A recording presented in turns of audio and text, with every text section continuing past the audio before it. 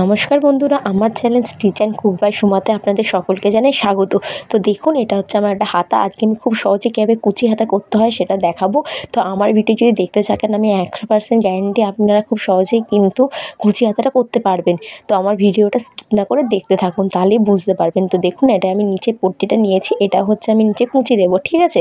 তো এটা হচ্ছে আমার নিচের পট্টিটা। তো এখানে আমি 2 ইঞ্চি করে প্রথমে কাপড়টাকে আমি দাগ দিয়ে দেবো। তো এখানে আমাদের মানে চওড়াটা নিতে হবে 2 ইঞ্চি করে। এখানে আপনারা যদি একটু বড় কুচি করতে চান তাহলে 2.5 ইঞ্চি কি 3 ইঞ্চি নিতে পারেন।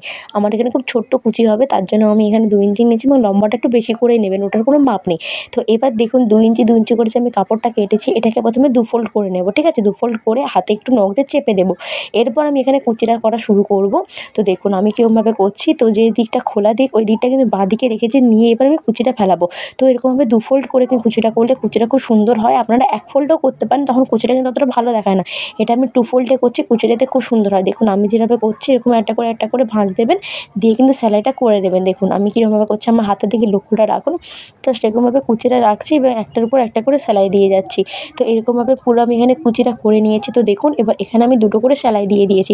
এবার হচ্ছে আমরা কুচিটা হাতার সঙ্গে অ্যাটাচ করব, তার জন্য হাতাটাকে সোজা সাইডে রেখেছি, ঠিক আছে? তার আগে আমি কিন্তু লাইনিং কাপড় অ্যাটাচ করে নিয়েছি।